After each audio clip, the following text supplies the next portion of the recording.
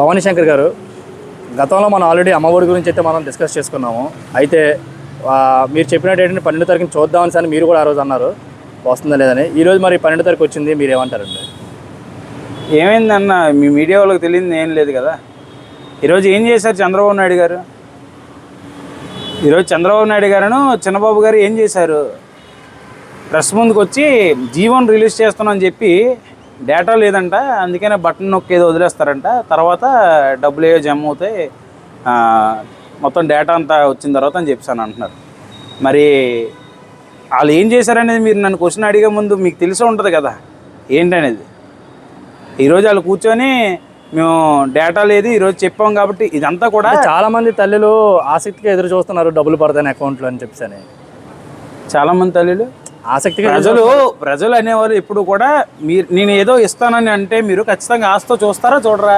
ప్రజలు కూడా అలానే ఆశాభావులుగా చంద్రబాబు నాయుడు గారు అంటే జగన్మోహన్ రెడ్డి గారు ఇంత చిన్న ఏజ్లో ఇన్ని చేశారు, 5 years ఆఫ్ టర్మ్లోనే ఈయన ఇన్ని ఏళ్ళు ముఖ్యమంత్రిగా చేశారు కదా, చంద్రబాబు నాయుడు గారికి కూడా ఒక అవకాశం ఇద్దామని అవకాశాన్ని ఇస్తే ఈరోజు చంద్రబాబు నాయుడు గారు ప్రజలకి ఏ విధంగా వెన్నుపోటు పొడిచారనేది అందరూ కూడా గమనిస్తున్నారు. ప్రతి తల్లికి తెలుసన్న ఈ ప్రభుత్వంలో చంద్రబాబు నాయుడు గారి హయాంలో ఏ పథకం రాదని క్లారిటీగా అర్థమవుతుంది. సంవత్సరం అయినప్పటికీ ఏది లేదని అంటే ఈ రోజుకి కూడా జీవోలో ఏదైతే చెప్పారో జీవోలో ఒక డేట్ అంటే ఏమైనా మెన్షన్ చేశారా? ఏది చేయలేదు. ఎందుకనంటే అది ఎప్పుడు ఇస్తామో ఇస్తాము, లేకపోతే లేదు. అది కూడా ప్రజలకు వదిలేశారు. అంటే ఇప్పుడు డేటా లేదు, విద్యార్థుల డేటా ఇంకా మా దగ్గర లేదని చెప్పి బయట కొంచెం టాక్ వస్తుంది. సో విద్యార్థుల డేటా లేకపోవడం వల్ల ఇంకా మొత్తం అంతా అవ్వకపోవడం వల్ల ఎవరి అకౌంట్లో ఏది వేయాలనేది ఇంకా ఆలోచిస్తున్నారు. అసలు ఈ కూటమి ప్రభుత్వానికి, కూటమిలో ఉన్న నాయకులకి ప్రజలకు ఇచ్చిన హామీలు తూచా తప్పకుండా అమలు చేయాలనే ఆలోచన కానీ, లేకపోతే వాళ్ళు ఇచ్చిన ఏదైతే సూపర్ 6 హామీ మేనిఫెస్టో ఏదైతే ఉందో ఆ మేనిఫెస్టో కానీ ఒక బైబుల్గా, ఖురాన్గా, ఒక భగవద్గీతగా వాళ్ళైతే భావించలేదు. జగన్మోహన్ రెడ్డి గారు అలా భావించారు కాబట్టే ప్రతి పథకాన్ని అమలు చేశారు. ఇచ్చిన ప్రతి హామీని, ప్రజలకు ఇచ్చిన ప్రతి ప్రామిస్ని కూడా ఆయన నెరవేర్చారు. ఫస్ట్ ఆఫ్ ఆల్ అది ఈ ఒక తల్లికి వందనం అనే పథకం ఎగ్జాంపుల్ తీసుకోండి. అది ఒకవేళ కానీ వాళ్ళు అమలు చేయాలని అనుకుంటే ఖచ్చితంగా ఈ రోజుకి దానికి ఒక ప్రక్రియ అనేది, ప్రొసీజర్ అనేది ఖచ్చితంగా ఒకటి ఉండేది. జగన్మోహన్ రెడ్డి గారు ఏం చేశారు? ఎడ్యుకేషన్ డిపార్ట్మెంట్ని తీసుకొని ఒక పక్క నుండి దాన్ని సచివాలయాన్ని అనుసంధానం చేసి వీళ్ళ దగ్గర నుంచి డేటా మొత్తం మెచ్ చేసుకొని ఏదైతే ఫుల్ అటెండెన్స్ ఎవరెవరికైతే 75% ఏదైతే ఉన్నదో పిల్లలకి అర్హులైన ప్రతి ఒక్కరికి కూడా, ఇంట్లో ప్రతి ఒక్కరికి కూడా అందింది. అంతేగాని మీకు 15,000, మీకు 15,000, మీకు 15,000 ఎంతమంది పిల్లలు ఉంటే అంతమందికి ఇస్తామని కూడా జగన్మోహన్ రెడ్డి గారు ఎక్కడ చెప్పలేదు. వీళ్ళు అలా చెప్పారు కాబట్టి ఈరోజు ప్రతి తల్లి కూడా ఆశతో చూస్తుంది.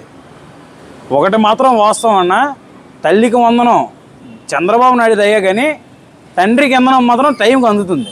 ప్రతి ఒక్క తండ్రి కూడా ఈరోజు హ్యాపీగా ఉన్నాడు. ఎందుకంటే హోమ్ డెలివరీ డైరెక్ట్గా ఫ్రీ డెలివరీ అయిపోతుంది ప్రతి దగ్గర కూడా. అంటే తల్లికి వందనం అందుతుందో లేదో తెలియదు కానీ ఖచ్చితంగా తండ్రికి మాత్రం వందనం టైం టు టైం అందిపోతుంది. ఈరోజు ఆ పథకం అద్భుతంగా చాలా గట్టిగా పరిగెడుతుంది అన్నమాట ఆంధ్ర రాష్ట్రంలో. సో ఇకపోతే నెక్స్ట్ కొన్ని రోజుల్లో అయితే మాత్రం వేసేస్తానని చెప్తా అన్నారు. అమ్మఒడి అయితే ఖచ్చితంగా. ఎందుకన్నా అసలు నాకు తెలియక అడుగుతాను. ఒక డేటాబేస్ ఏమీ లేకుండా ఈరోజు జీవోని పాస్ చేయడానికి వాళ్ళిద్దరు కూర్చోవాలా దాని దగ్గర? ఈరోజు కూర్చున్న దగ్గర ఏదైతే కూటమి నాయకులు ఉన్నారో పవన్ కళ్యాణ్ గారు కావచ్చు, పురంధేశ్వరరావు గారు కావచ్చు, వాళ్ళిద్దరు ఎక్కడ ఉన్నారు?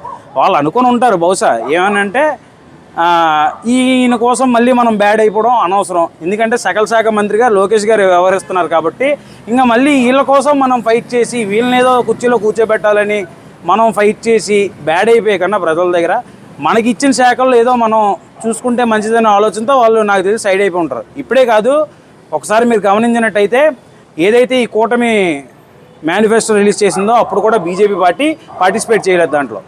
అప్పుడే అర్థమైంది, బీజేపీకి అర్థమైంది, కొంతమంది తెలివైన ప్రజలకు అర్థమైంది. అమాయకులు ఎవరైనా ఉంటే వాళ్ళకి అర్థం అవ్వకపోవచ్చు. రైతులకు వచ్చే డబ్బుల గురించి మీరేమంటారు? రైతులకు వచ్చే డబ్బుల గురించి మీరేమంటారు? రైతులకి కడుపు కొట్టేశారు కదన్న. ఈరోజు వీళ్ళు అధికారంలోకి వచ్చి రైతులు కడుపు కొట్టేశారు. ఏం చేశారు రైతులకి? ఈరోజు నిన్న జగన్మోహన్ రెడ్డి గారు పొదలకు వెళ్ళారంటే దేనికి వెళ్ళారు?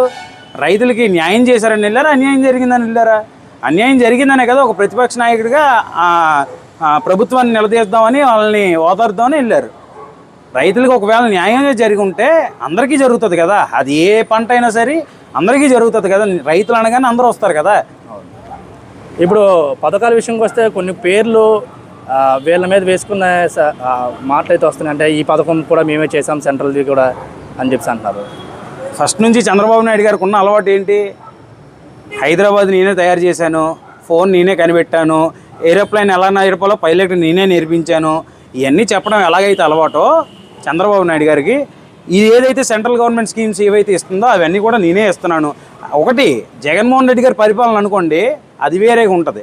జగన్మోహన్ రెడ్డి గారి పరిపాలన కాకపోతే నేనే ఇస్తున్నాను అని దాన్ని చిత్రీకరించుకోవడం ఒక అలవాటు. ఈయనకే కాదన్నా, ఈయన పార్టీ నాయకులకి చాలామందికి అదే అలవాటు. నేను రాత్రి చాలామంది స్టేటస్ చూస్తుంటే, చాలామంది సోషల్ మీడియాలో చేస్తున్న పోస్టులు చూస్తుంటే ఏం పెడుతున్నారంటే, అప్పుడే తల్లికి వందనం జమ చేసేస్తున్నాం తల్లి అకౌంట్లో అని చెప్పేసి వెంటనే ఏమంటారు దాన్ని ఒక డిజైన్ చేయించి వాళ్ళ పేర్ల మీద నేను పలానా విభాగానికి పలానా తెలుగుదేశం పార్టీకి అధ్యక్షుడిని అని చెప్పేసి వేయించుకున్నారు ఆల్రెడీ. అంటే ఆలు లేదు సూలు లేదు, కొడుకు పేరు సోమలింగం అన్నట్టు ఉంటుంది వీళ్ళ పనులు. అర్థమవుతుందా? ఇప్పుడు 87 లక్షల మంది, 87 లక్షల పై మాటే మీరు ఎంక్వైరీ చేసుకోండి. 87 లక్షల మంది పై మాటే ఎవరైతే ఈ తల్లికి వందనం అర్హులు ఉన్నారో వాళ్ళందరూ కూడా. కానీ ఈ రోజుకి వాళ్ళు ఎంతమందికి రిలీజ్ చేస్తున్నారు? 67 లక్షల మందికి రిలీజ్ చేస్తున్నారు. అసలు వాళ్ళందరికీ ఇవ్వాలంటే 13,112 కోట్ల రూపాయలు కావాలి రాష్ట్రానికి. మళ్ళీ ఈయన చెప్పింది పెద్ద మనిషి చెప్పిన మాటలు, ఎంతమంది పిల్లలు ఉంటే అంతమందికి ఖచ్చితంగా ఇస్తాం అని చెప్పారు కదా. ఈరోజు మరి ఇంట్లో ఒక్కొక్కరు చెప్పిన చేసుకున్నా ఎన్ని కోట్లు అవుతుంది అనేది కనీసం లెక్క ఉందా? పోనీ ఒకసారి చెక్ చేద్దాం. అంటే వాళ్ళది పెద్ద పెద్ద మొబైల్స్ ఏమో ఎక్కడి నుంచి రప్పించుంటారేమో, పైన దిగేమేమో, వాళ్ళ క్యాలిక్యులేటర్ ఒకటిను మన క్యాలిక్యులేటర్ ఒకటి ఉంటుందేమో చూడాలి. మరి అంటే తెలియదు కదా. చంద్రబాబు నాయుడు గారు ఫోన్ కనిపెట్టిన ఆయన క్యాలిక్యులేటర్ పెద్దగా ఉండి ఏమైనా లెక్కలు పెద్దగా వస్తాయేమో చూడాలి. దాంట్లో ఎందుకన్నా ఏది లేదు, హడావిడి ఎందుకు? ప్రజలకి చెయ్యకపోయినా పర్లేదు, పథకాలు మీరు చెయ్యరని ఎలాగో తెలుసు. క్వశ్చన్ చేస్తానన్న పవన్ కళ్యాణ్ గారు కూడా క్వశ్చన్ చేయరనేది తెలుసు వాళ్ళకి. వాళ్ళ మట్టుకు వాళ్ళు జాగ్రత్త పడ్డారు, ఎందుకంటే వాళ్ళ లీడర్షిప్ని వాళ్ళు కాపాడుకోవడం కోసం. కానీ దయచేసి కూటమి నాయకులు అందరికీ నేను విన్నవించుకుంటుంది ఏంటంటే, దయచేసి మీరు మళ్ళీ ప్రజల్ని ఏదో ముసుగులో పెట్టి ప్రజల్ని మభ్యపెట్టాలని మాత్రం దయచేసి చూడకండి. ప్రజలందరూ కూడా ఆశావాహులు, దయచేసి మీరు వాళ్ళని మోసం చేయొద్దు. ఈ యొక్క సందర్భంగా ఈ కూటమి నాయకుల్ని ఈ యొక్క విషయం ఈ యొక్క మీడియా సందర్భంగా తెలియజేసుకుంటున్నాం. ఈరోజు గత ప్రభుత్వంలో మా నాయకుడు ముఖ్యమంత్రిగా ఉన్నప్పుడు, జగన్మోహన్ రెడ్డి గారు ముఖ్యమంత్రిగా ఉన్నప్పుడు మేము ఏదైతే చేతనైందో అదే చేసాం. ఏదైతే ఇంట్లో పిల్లలకి ఎవరో ఒకరికి సాయం చేయాలని ఏదైతే మంచి మనసున్న నాయకుడిగా మా జగన్మోహన్ రెడ్డి గారు చేశారో, సచివాలయం వ్యవస్థతో ఈ ఎడ్యుకేషన్ డిపార్ట్మెంట్తో వీళ్ళ సహాయం తీసుకొని డేటా ఎలా కలెక్ట్ చేసి ఎవరెవరికి వేయాలనే ఒక పద్ధతిని అంటూ క్రియేట్ చేశారు. ఈ రోజుకి ఈ కూటమి ప్రభుత్వాన్ని ఒకటే క్వశ్చన్ చేస్తున్నాం, మీకు అఫీషియల్గా ఎవరికైనా అధికారులకి అనౌన్స్మెంట్ ఇచ్చారా అంటే ఇంతవరకు కూడా ఎవరికి అఫీషియల్ అనౌన్స్మెంట్ తల్లికి వందనం కోసం ఏ స్కూల్లో కానీ ఏ కాలేజెస్లో కానీ ఏ విద్యా సంస్థలో కూడా ఎటువంటి అఫీషియల్ అనౌన్స్మెంట్ లేదు. ఉదాహరణకి నేనే నిన్న ఫోన్ చేసి ఒక తల్లి నా దగ్గరకు వచ్చి ఇలా కాలేజ్ కోసం మాట్లాడితే నేను ఒక కాలేజ్ ఇన్స్టిట్యూట్ కాల్ చేసి ఫోన్ చేశాను. ఏంటండి ఇది లాస్ట్ అంటున్నారంట కదా, ఏంటి ప్రొసీజర్ ఏంటి, మీకు ఏమైనా అఫీషియల్ వచ్చిందా అని. సార్ మాకైతే అఫీషియల్ రాలేదు, అఫీషియల్ వచ్చిన రోజు ఖచ్చితంగా మీ ఒక ఫోన్కి మెసేజ్ చేస్తామని. ఎందుకు ఇంకా ఇంకా ఇంకా ఏదో ప్రజల్ని ఏదో మోసం చేయాలని, ఇంకా ప్రజల్ని ఏదో మభ్యపెట్టాలని, ప్రజల్ని ఏదో ముసుగులో ఉంచాలనే ప్రయత్నం మాత్రం చేయొద్దు. ఎందుకనంటే అది అఫీషియల్ కాదు. మీరు ఏంటంటే డైవర్షన్ పాలిటిక్స్లో భాగంగా ఈరోజు దాన్ని తీసుకొచ్చి మేము ఇలా జీవో రిలీజ్ చేస్తున్నాం అని చెప్పేసి మీరు చెప్తున్నారు. ఈరోజు లోకేష్ గారికి ఏదైతే విద్యాశాఖ మంత్రి మన చంద్రబాబు గారు ఎవరైతే ఉన్నారో ఆయన్ని ఒకే క్వశ్చన్ అడుగుతున్నాం. మీరు చెప్పారు కదా జగన్మోహన్ రెడ్డి గారు అంత ట్రాన్స్పరెన్సీగా ఇచ్చిన ఆయన్నే మీరు ఇష్టం వచ్చినట్టు సైకో ముఖ్యమంత్రి 13,000 ఇస్తున్నాడు, మిగతా 2,000 టాయిలెట్స్ కానీ కట్ చేసేస్తున్నారంటే ఆయన జోబులోకి ఏమైనా వెళ్ళాయా? జగన్మోహన్ రెడ్డి గారు జోబులో ఏమైనా వేసుకున్నారా? డబ్బులు ఏమైనా అని అడుగుతున్నాం. టాయిలెట్స్ కోసం, స్కూల్ నీట్నెస్ కోసం అవి క్లీన్గా ఉండాలి, పిల్లలకి ఎటువంటి ఇన్ఫెక్షన్స్ రాకూడదని ఒక ఉద్దేశంతో అది వాళ్ళ స్కూల్ మేనేజ్మెంట్కి వెళ్ళే 2,000, 1,000 ప్రక్రియని క్రియేట్ చేస్తే సైకో జగన్ అని మాట్లాడిన ఈ సైకో లోకేష్ గారు ఎవరైతే ఉన్నారో ఈ రోజుకి ఆయన క్వశ్చన్ చేస్తున్నాం. లోకేష్ గారు ఆ రోజు జగన్మోహన్ రెడ్డి గారు ఇచ్చినప్పుడు మీరు సైకో జగన్ 13,000 ఇస్తానన్నారు కదా, ఈ రోజు మీరు 15,000 పూర్తిగా అందజేస్తారా ఒకవేళ కనుక ఈ తల్లికి వందనం అనే పథకం అందరికీ అందజేస్తున్నారా, లేదా 15,000 మీరు ఏదైతే చెప్పారో ప్రతి ఇంట్లో 15,000 అని, ప్రతి పిల్లాడికి 15,000 అని, ప్రతి పిల్లకి 15,000 అని, ఆ 15,000 ఇస్తున్నారా అని ఈ యొక్క సభాముఖంగా మిమ్మల్ని ప్రశ్నిస్తున్నాం.